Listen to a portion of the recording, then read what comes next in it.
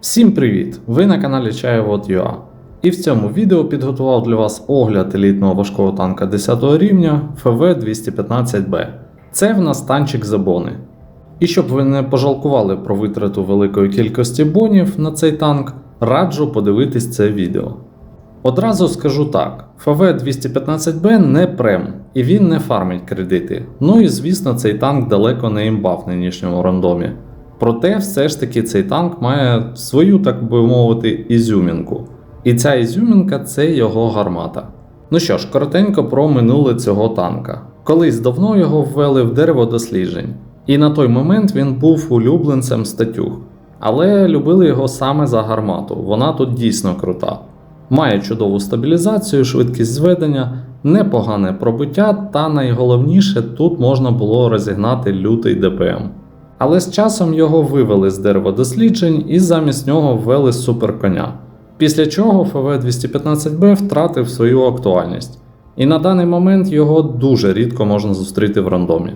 Тож, давайте розберемось, чи дійсно цей тяж на даний момент повний кактус. Або в правильних руках його гармату все ж таки можна непогано реалізувати. І навіть не пожалкувати, що витратили велику кількість бонів. І щоб це зрозуміти, звісно, по-перше, треба зрозуміти, як на ньому правильно грати.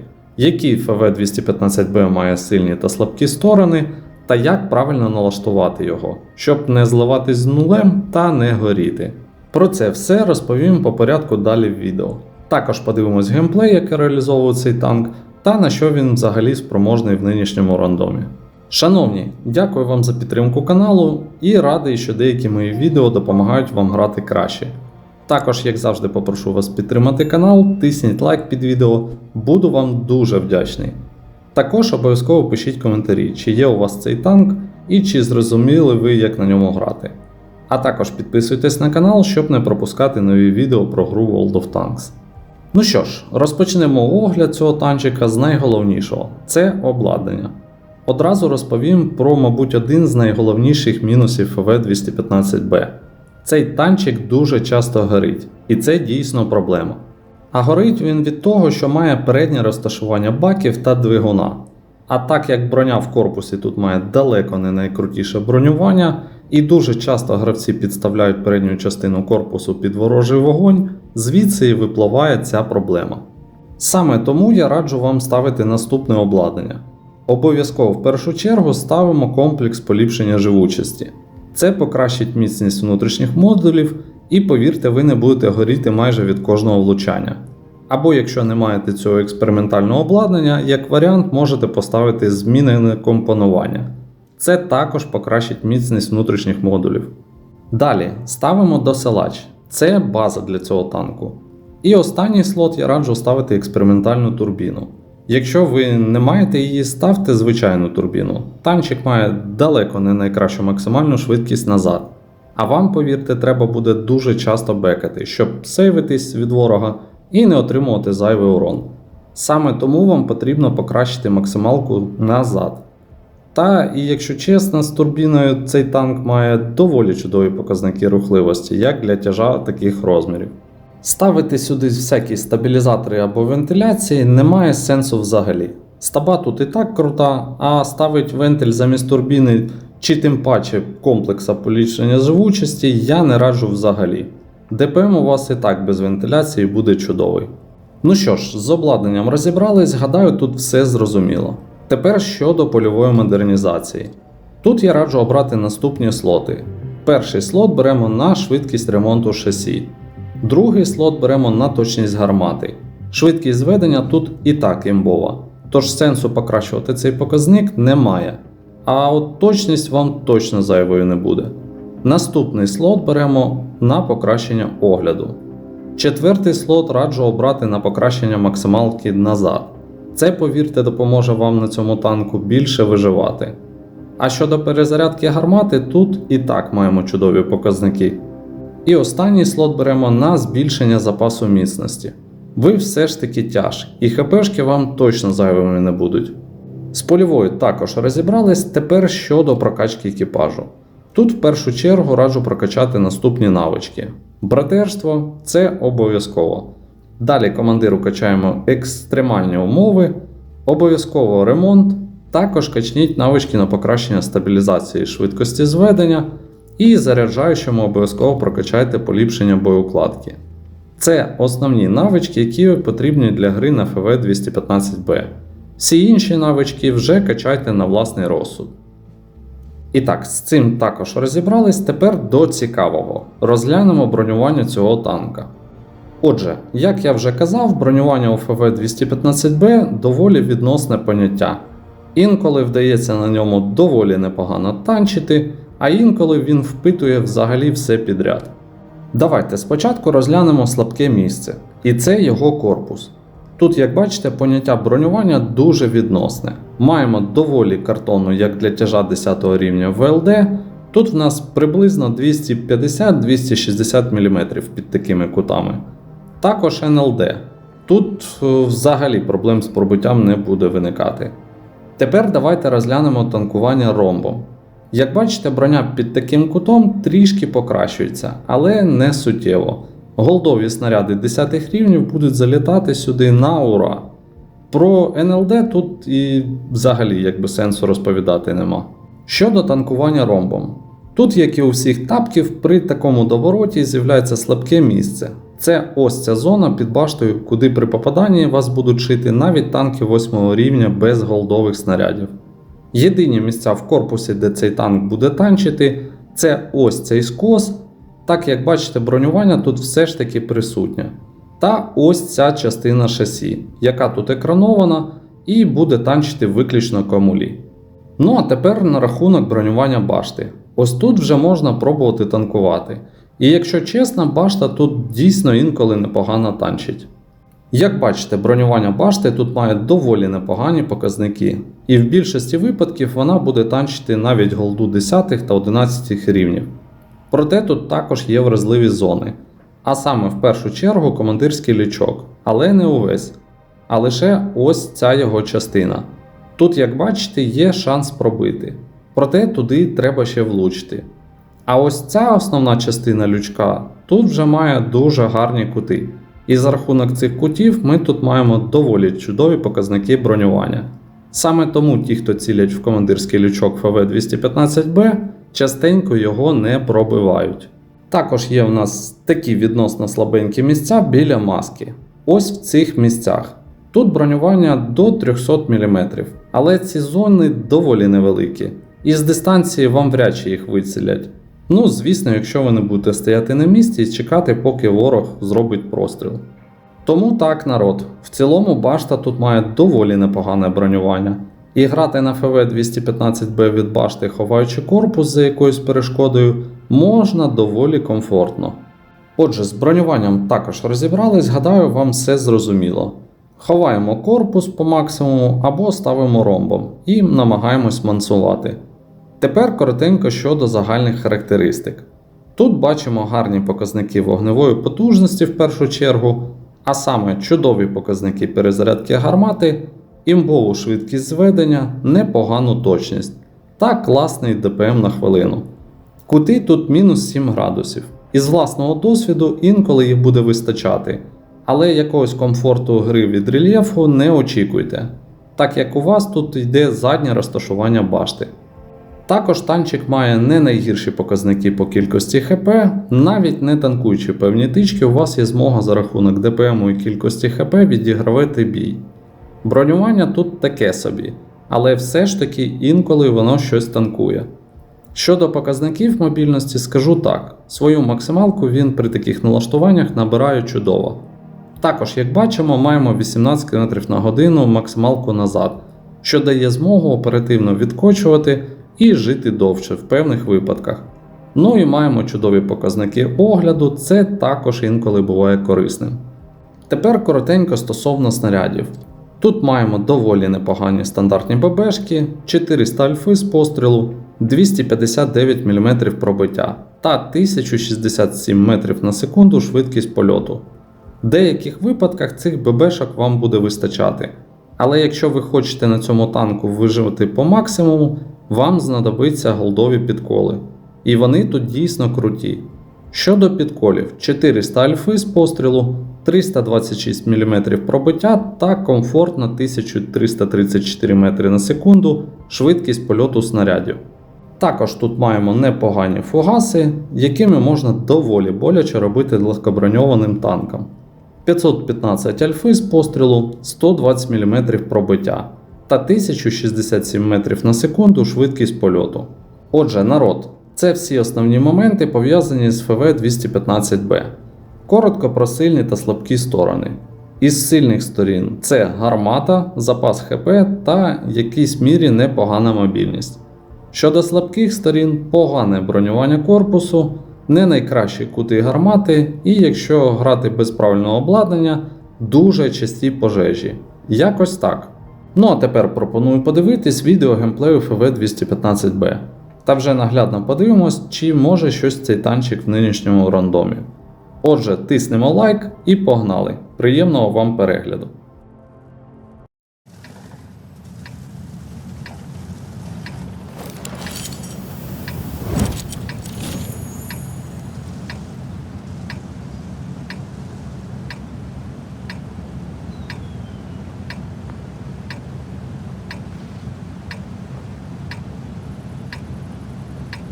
Так, ну що ж, перший бій карта степи. І тут я, скоріш за все, зіграю, як і всі тяжі, через лівий фланг. Заряджаємо одразу під кули, так як граємо з 11-ками. І зараз поїдемо, будемо трішки перестрілюватись. Опа, бачимо тест ОЛТ, який їде по полю. Ну, як вам швидкість польоту снаряду?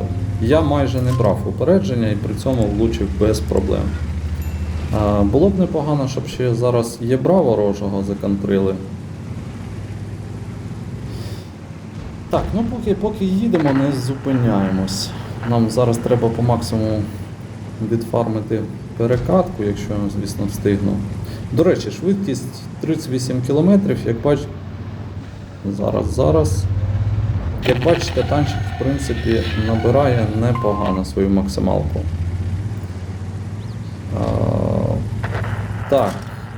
Так. Ну, те, що й потребувало доказати. Ворожі. Так, йдемо, ворожі танки вже спіли проїхати. Народ, відвідуйте 50Б. Ну, тут я зараз рячі кудись закину. Так, 705-й тут щось хоче. О, 705-й намагається впушувати, і це добре. От бачите, зараз кути мені не дозволяли тут спокійно. Так, дядько, давай. Мені зараз треба тепер тут обрати таку позицію, щоб я не отримав від Блекрока. Ну, є такий момент. Не отримував від Блекрока і при цьому зліва не отримував. 705-го, в принципі, я зможу під такими моментами витанчити. Ну ось, дивіться, звичайною ББшкою, тобто Молеха в мене ж є без проблем. Ану. О, зато я танкую комуль 705-го впритул. Ось вам і пошкодження бака, народ. І це я з комплексом поліпшення живучості. Якщо б його зараз не було, я б вже зараз згорів би. Я вам даю 100% гарантію. Ну, дивіться, ось за рахунок точної гармати, яка швидко зводиться, я зараз, в принципі, Молеху в лючок розфармлю. Так. Ну і куди я зараз його не пробив, мені цікаво. Ну ладно. Так, тепер Хеві. Не зрозуміло, куди я не пробив його, в яку частину там лючка. Так. Давай ти не будеш сюди дивитися. Мені зараз треба тупо стояти і від позиційки фармити Хевіка. Інших варіантів у мене поки що немає. В принципі, у мене ще поки що. Ну, це я пиво трішки стрільнув. О, ти мене цілиш, да, дружочок? О, зараз залетіло. Як бачите, в принципі, башта танкує. Тільки невідомо, що я танканув. Голду чи звичайний снаряд. Маус, що ти робиш? Не треба мене підтирати.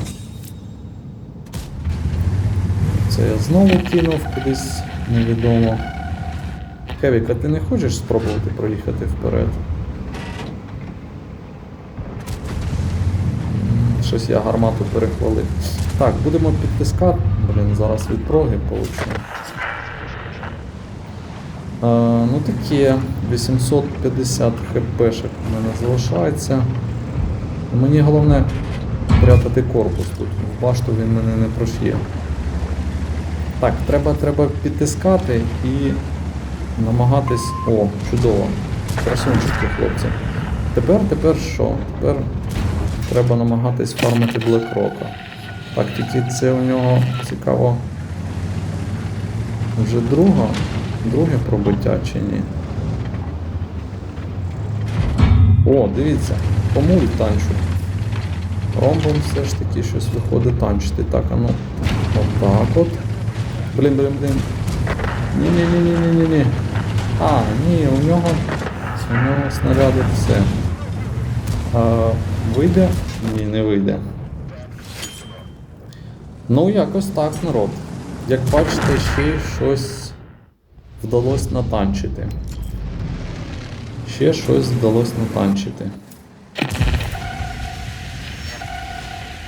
Так, ну що, народ, в принципі, весь геймплей ви вже самі побачили. Давайте не буду затримувати час, підемо одразу в наступний бій. Так, стосовно цього бою. Давайте подивимось, що у нас вийшло загалом. Так, перша ступінь, що 5400 накидав, 2600 натанкував. В принципі, як би і непогано. Як бачите, деякі тички він танче, ну, такі як комуліві Блекрока.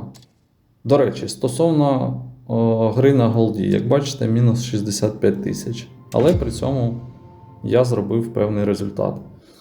Стосовно бронювання цього танка, млеху, звичайну ББшку я ромбом не танканув ВЛД-хою. Зато ромбом я танканув комуль від Блекрока. Як це працює в цій грі, я не знаю. Але маємо те, що маємо. Так, давайте наступний бій. Це в нас Перлина Річка, якщо не помиляюсь, карта. Господи, я вже щось геть зробив. І тут з таким розкладом я, мабуть, все ж таки поїду наліво. Спробую там відіграти. На центр у мене взагалі бажання немає їхати. Що в нас? У нас одна арта. Ну, коротше, спробуємо відліво відіграти, а там буде видно. По мобільності цей танчик, до речі, десь плюс-мінус як Є5. Десь от плюс-мінус така ж мобільність. Так, грильок в нас, щось грильок дуже якось агресивно грає. Так, Мантікора мене не засвітила, це чудово. Ворогам не треба знати, що я тут. До речі, я їду з Є5, який, судячи з міток, доволі непоганий гравець. Зараз спробуємо тут відіграти. О, а це прикольно, хто мене засвітив. Звідси хтось. Зараз арта може сюди накинути, як варіант. Так, головне отут зараз проїхати і не отримати. А, Арес тут. Так, що ми бачимо? Тут є 5, сюди ж поїхав 268 і КР-1, плюс Арес тут. Угу. Ну, давайте спробую. Ні, хотів мені не вистачить. Ух ти, я є 5-го танчу. Навіть Ареса затанчу. Прикольно. Це, видать, мені по башті попало. Так, гаразд, що, спробуємо зараз тут по центру трішки дати. Може когось підсвітять. Так, арта починає сюди працювати. Якби два тяжі. А ну, давайте спробуємо блайндики. Хершкофери не світились, можливо. Так, хевік. Ну ось, бачите, народ. Тобто гармата тут, в принципі, доволі комфортна, якщо навіть на дистанцію стріляти. Це при тому, що я зараз стріляю на звичайних бебехах. Давайте ще один блайндик дамо. Так. Я ще із саппортом щось збираю. Ну, я бачу розрив, тож, скоріш за все, там нікого нема. Ну, поки що перекинутись я не можу так. Так, у них є п'ятий впушує. Народ, а що, не можна відкидати? З однієї сторони у мене якби велика кількість хпшок ще є, які є. Ну, я розриву не бачу. Можливо, і дав по комусь плану. Так, ну вони впушують і, мабуть, зараз треба буде трішки відкатити. Є п'ятий, давай треба буде, мабуть, відкачувати, переключаємось на підкалібр і будемо пробувати зустрічати. Тут у мене, в принципі, буде змога зіграти від башти. Так, заодно зараз і перевіримо, чи танкує тут башта, чи ні. А ну, є п'ятий, покажи свій лючок. Ось все тобі, ще й мантікора вривається тут. А де цей хершкофер, я щось не можу зрозуміти. Так, а ну. О, прикольно. Коротше, 340 комуль мене ж є. Тільки мені цікаво. О, тут же я там... А куди я його не пробив? Бачите, один снаряд. А куди він мене? В кришку пробив? У мене походу башта. Все, тобі мантікора тупо є п'ятого кошмарить. Ну, поки що... Так, хершкофер, да, вже з балкона накидаю, дружочок. Давайте трішечки нижче тут буду. О! Так, танчимо є п'ятого від башти і при цьому накидаємо йому урон. Ну, нарешті арта спрацювала сюди. Все ще й наші підкачують. Що ми зараз впушувати будемо? Давайте будемо пробувати. Запас хпшок ще є. Треба тайм. Ти глянь, який він хитрий. Це і пиво. Це... Блін, ну ця тичка від хершкофера, вона тут взагалі зайва була. Все, вітати, вангар, награвся. Так, тепер швиденько в рельєфчик. Мені треба швиденько ховати корпус. Башту, в принципі, можете стріляти, вона буде танчити. А ну... Блін, куди я йому попав? Не зрозуміло. Так, ну тут, в принципі, з 26.8 зараз проблем взагалі не буде. Від башти я його доберу без проблем. Так, є. Ще арта жива. Головне, що порта зараз по мені не спрацювала. Є п'ятий. А навіщо відступати? Нам навпаки треба дотискати. Так. Що ми маємо? Ну що, трішки по-наглому будемо грати. Треба виїжджати і... Ну щось, я перехвалив гармату. Ось в цьому бою геть не летить. То є п'ятого в лючок не пробиває з пробиттям 300+, то не летить. Ай, не встиг. Так, що в нас? Хершкофер, живий, будь ласочка. Поживи ще трошечки. Ти ж так чудово сейвишся. Майже фул хп. Прикольно. Дивіться, за рахунок чудового огляду я ще й саппорт збираю. Я їду фіг на Д, на тяжі, і при цьому я свічу ПТ-шку, яка на центрі знаходиться, по суті, в кущах. Ну що, друзі, мабуть, тут все. Мабуть, я вже Не встигну. Нафіг Хершкофер з'їхав вниз, я не розумію. Але якось так. Ну знову ж таки, дивіться, в цьому бою майже 2К натанчив, щось настріляв, трішки щось насвітив за рахунок чудового огляду. Тож, якось так. Коротше, народ, особиста моя думка така. Це далеко не кактус, але він потребує розуміння і трішечки скілу. Ну і, звісно, правильного налаштування. Радити вам купляти цей танк чи не купляти, я не можу. Тому що він коштує 15 тисяч бонів, і це дійсно велика сума. Якщо вам нема куди витрачати бони, то в принципі, можете сміливо купляти цей танк. За що я особисто полюбляю на ньому катати, це за рахунок його гармати. Вона тут дійсно прикольна. І інколи навіть якусь фановість цей танчик мені приносить. Тому якось так. Ну що, народ, всім дякую за перегляд. Стосовно суми по двом цим боям, у мене 3600 по урону, ну і там якась кількість саппорта. Якось так. Дякую за перегляд даного відео. Ставимо обов'язково лайк, пишемо коментарі. І до зустрічі в наступних відео у нас на каналі.